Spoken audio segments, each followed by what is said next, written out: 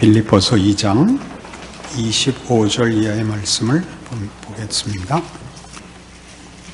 신약성경 319페이지입니다.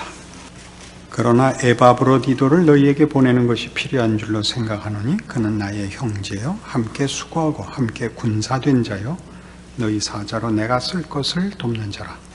그가 너희 무리를 간절히 사모하고 자기가 병든 것을 너희가 들은 줄을 알고 심히 근심한지라. 그가 병들어 죽게 되었으나 하나님이 그를 긍휼히 여기셨고 그뿐 아니라 또 나를 긍휼히 여기사 내 근심 위에 근심을 면하게 하셨느니라. 그러므로 내가 더욱 급히 그를 보낸 것은 너희로 그를 다시 보고 기뻐하게 하며 내 근심도 덜려 함이니라. 이러므로 너희가 주 안에서 모든 기쁨으로 그를 영접하고 또 이와 같은 자들을 존귀히 여기라. 그가 그리스도의 일을 위하여 죽기에 이르러도 자기 목숨을 돌보지 아니한 것은 나를 섬기는 너희의 일에 부족함을 채우려 함이니라. 에바브로디도라는 사람을 이제 빌립보 교회에 돌려보내는 일을 얘기하고 있습니다. 에바브로디도 얘기는 이 빌립보서 외에는 나오질 않습니다. 그가 누군지 알 수 없으나 오늘 이 빌립보서에 나온 내용만을 가지고 추측을 하면 그는 빌립보 교회에서 바울을 돕기 위하여 보낸 특별한 사람이었습니다. 아마도 저들의 의도는 바울의 사역에 이렇게 동역자로 보내서 바울의 투옥 중에 그를 위로하고 도울 뿐만 아니라 남은 사역에도 그가 동역자가 되기로 기대하고 뽑아 보낸 사람인 것 같습니다. 그런데 와서 아마 죽을 만큼 큰 병에 걸려서 모두의 걱정을 자아냈고 이제 바울은 그를 빌립보 교회에 다시 보내기로 합니다. 그에 대한 표현이 여기 25절 보면 그러나 에바브로디도를 너희에게 보내는 것이 필요한 줄로 생각하노니 그는 나의 형제요 함께 수고하고 함께 군사된 자요 너희 사자로 내가 쓸 것을 돕는 자라. 이렇게 많은 칭찬으로 그를 소개하고 있고 29절에 가시면 이러므로 너희가 주 안에서 모든 기쁨으로 그를 영접하고 또 이와 같은 자들을 존귀히 여기라. 그가 그리스도의 일을 위하여 죽게 이르러도 자기 목숨을 돌보지 아니한 것을 기억하라. 이렇게 되어 있습니다. 이제 많은 학자들이 이 본문을 놓고 이건 틀림없이 문제가 있다 라는 결론에 동의를 하게 됐습니다. 말하자면 우리 교회에서 우리가 누구를 뽑아서 저기 어디 아프리카에 가서 선교하는 누구를 병들어서 이제 활동을 못하는 선교사가 있는데 가서 그를 위로하고 돕고 그가 낫거든 나머지 사역을 아프리카에서 같이 해라 하고 누구였죠? 리빙스톤에게 스탠리를 보내듯이 두 사람 중에 하나라도 알고 계시겠죠? 그렇게 보냈는데 그를 다시 교회로 돌려보내야 됐던 것입니다. 그러니까 원래 의도와 다른 결정을 내려야 됐는데 잠깐만 생각하셔도 바울은 그를 왜 돌려보내야 됐을까? 이 생각이 들죠. 바울을 위하여 빌립보 교회에서 뽑아 그의 사역에 수종 들고 그리고 이제 아마 바울보다는 젊은 사람이었겠죠. 바울의 사후에라도 그 사역을 이어받는 후임같이 보낸 사람 같은데 바울이 그를 돌려보내야 되는 것입니다. 어떤 무슨 곁에 둘 수 없는 심각한 문제가 있을 수 있겠죠. 그러니까 이제 걱정을 하는 겁니다. 저를 기쁨으로 받아라. 그 얘기 속에는 말하자면 빌립보 교회 교인들이 가질 당연한 의심. 너 뭘 잘못했냐? 가 있는 거죠. 우선 제일 처음에 잘못한 건 아픈 거죠. 도우라고 갔는데 지가 아파버렸으니까 너 어떻게 건강관리를 그렇게 했느냐? 너 내 책임이 얼마나 중한데 가서 너 아파갖고 우리 모두를 걱정케 했느냐 하는 쉬운 그 지적부터 받았겠죠. 그 모든 것들을 감싸 안아서 빌립보 교회 보고 그를 기쁨으로 받아라. 그리고 저가 죽기까지 충성했다는 것 잊지 마라. 이렇게 된 겁니다. 여기에 말하자면 빌립보서에서 보는 탁월한 신앙적 어떤 포용이 있죠. 아마 바울은 이렇게 간절한 표현을 해서 빌립보 교회와 에바브로디도 양쪽에 다 어떤 상처를 주지 않으려고 매우 애쓴 흔적이 여기 분명하게 드러납니다. 25절 다시 보십시오. 에바브로디도를 너희에게 보내는 것이 필요한 줄로 생각하노니 그는 나의 형제요 함께 수고하고 함께 군사된 자요 너희 사자로, 여기 사자라는 뜻은 사도라는 표현과 방불한 것입니다. 사자로 내가 쓸 것을 돕는 자라. 그 형제라는 말은 이 초대교회에서는 주 안에서 형제된 자라는 건 같은 신앙 고백을 한 믿음의 동지를 말하는 것입니다. 여러분 밴드 오브 브라더스라는 유명한 TV 작품이 있습니다. 2차 세계 대전 때 연합군 미국 제1 101 공수여단의 군사들을 그린 것입니다. 그 공수여단의 어느 대대인지는 모르겠는데 그 오중대 이야기입니다. 노르망디 상륙작전 전에 저 프랑스에 투하되어 적진에서 교란작전을 펼치고 이제 상륙작전 이후에 독일군을 몰아내는 일에 늘 최전방에 서 있었던 전투부대입니다.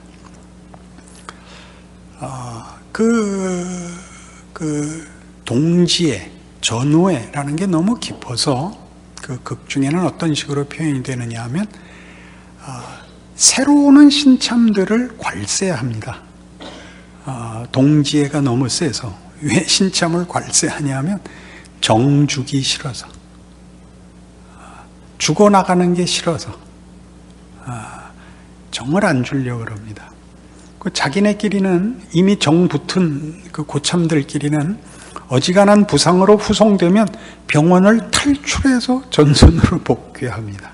근데 그 밴드 오브 브라더스라는 그 제목은 어디서 이제 그 유래되느냐 하면 극 중에서는 이제 나중에 이제 독일이 전세가 기울고 많이 밀려서 이제 많은 포로가 생기는데 어떤 그 사단장이 포로 중에 같이 됩니다. 그 투항한 적군 포로, 독일군 포로 중에 사단장이 꼈는데 그 사단장이 연합군의 포로가 돼서 이제 수많은 그 부하 장병들과 함께 수용소에서 그 미군 책임자에게 한마디 할 시간을 달라고 부탁을 합니다. 자기 부하들에게 하라고 그러니까 그 장군이 하는 얘기 속에 나옵니다. 여러분은 나와 함께 조국을 위하여 최후까지 죽음을 무릅쓰고 싸운 밴드 오브 브라더스입니다. 이렇게 합니다. 아주 감동적입니다. 승리하고 나서가 아니라 패배하고 나서 수치스러운 포로 수용소에서 그 장군이 장병들에게 그런 귀한 말을 합니다.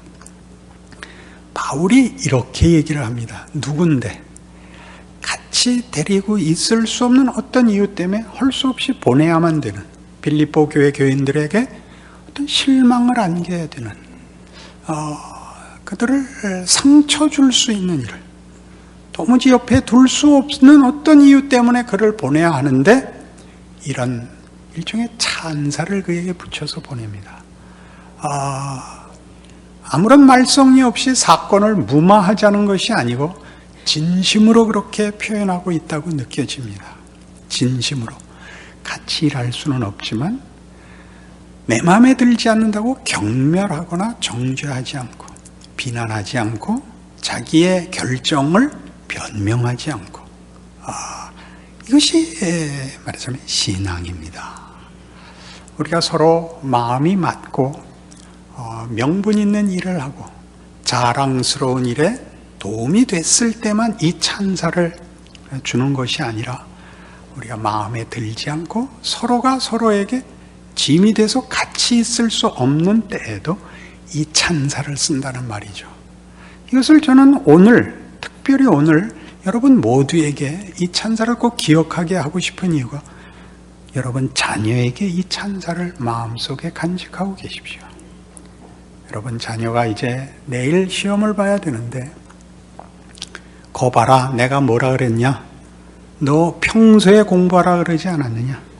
이렇게 얘기하지 마시고, 넌 아무리 해도 안 된다.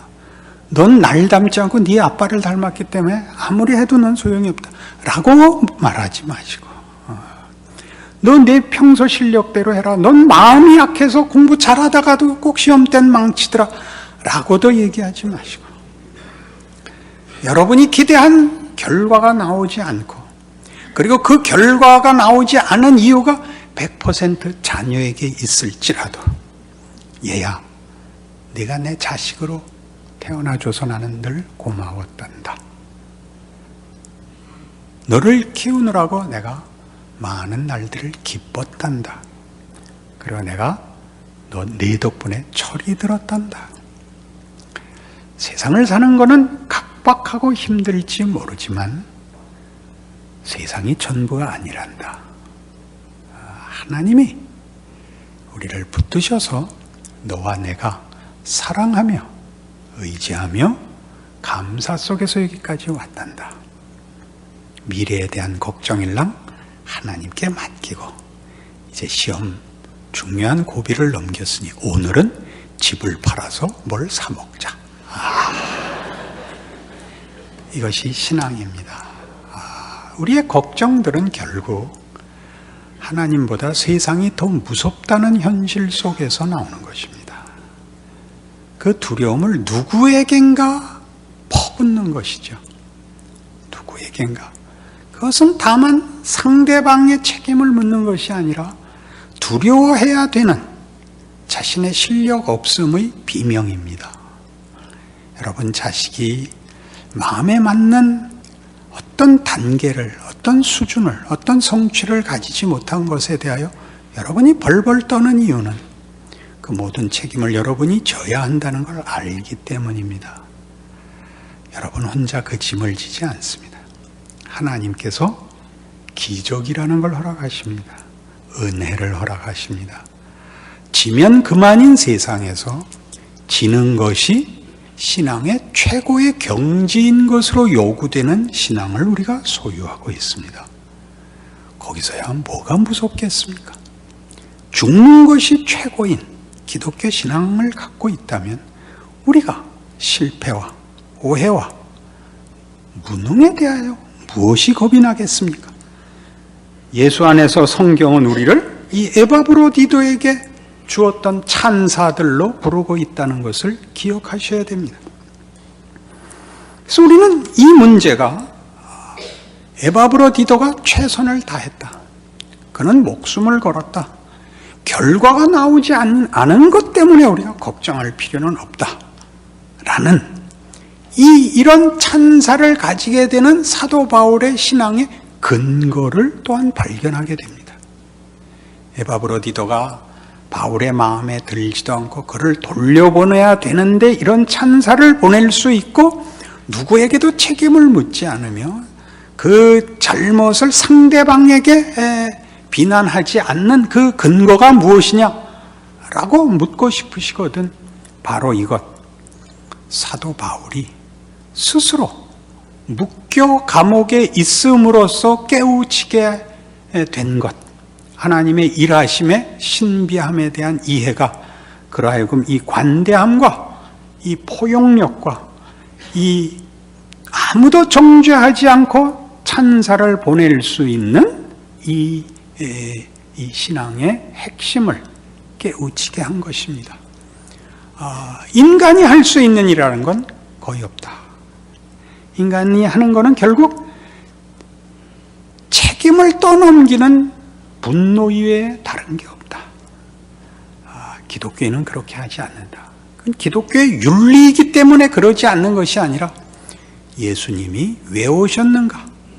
예수를 보내신 하나님이 어떤 해결책을 갖고 있는가라는 이해 속에서 우리가 누려야 할 권리다. 이렇게 말하는 것입니다. 그래서 우리 결과를 만들어내고 결과를 만들기 위해 능력을 촉구해야 되는 세상적인 방법과 달리 무능한 것을 감수하고 감싸주고 당신이 나와 같은 교회 다녀서 감사합니다. 당신을 알게 되어서 기쁩니다. 당신의 무능함으로 인하여 나의 무능함이 비난이 나누어져서 너무나 고맙습니다. 그것은 말로 하지는 마십시오. 우리가 얼마나 넉넉함 속에 있는가를 바울이 감옥 속에서 깨닫는다는 걸 기억하십시오. 그가 넉넉하기 때문에 모든 성과를 보았기 때문에 그리고 원하는 것을 만들 능력이 있기 때문이 아니라 그가 가진 어떤 것도 사용할 수 없는 갇힘 속에 잡히자 비로소 그의 영혼이 예수 안에서 허락된 하나님의 능력을 배우게 된 것입니다. 그 기적의 실체를 소유하게 된 것입니다. 그것이 에바브로디도입니다. 여러분 마음에 바울의 마음을 가지셔서 여러분과 여러분 자식과 여러분의 믿음의 형제들에게 이 용서와 이 찬사와 감사와 그리고 겸손과 넉넉함을 누리는 복된 예수 믿는 삶을 사시기 바랍니다. 기도하십시다. 하나님 아버지, 내일은 우리 수능입니다. 우리 아이들이 중요한 시험을 보게 되었습니다. 전 생애에 따라다닐 꼬리표가 붙는 날입니다. 얼마나 걱정이 되는지 모릅니다. 생각해보면 우리가 예수를 믿는다는 말이 실력이 없기 때문입니다. 하나님, 예수를 믿는다는 말이 진실이고 그 믿음이 강하면 문제가 해결된다는 뜻이 아니라 세상보다 큰 하나님의 자녀 되었으니 세상이 주는 위협과 공갈에 떨 필요 없다는 뜻입니다. 예수를 믿고 산다는 것이 무엇인지 우리 자녀들에게 똑똑히 보여줄 수 있는 내일이 되게 하여 주시옵소서.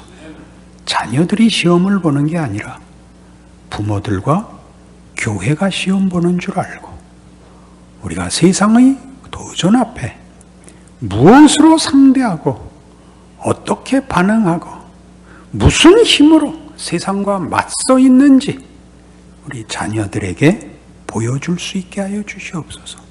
세상 앞에 보여줄 수 있게 하여 주시옵소서. 그 마음으로 교회에서의 내 책임과 나와 함께 묶어주신 믿음의 식구들을 돌아보며 사도 바울에게 허락하신 믿음으로 우리의 마음을 채우사 우리의 생애에 자랑과 기쁨과 위로와 나누어주고 희생하고 받들어 섬기는 것들로 충만한 교회의 영광을 누리게 하여 주시옵소서. 예수님 이름으로 기도합니다. 아멘.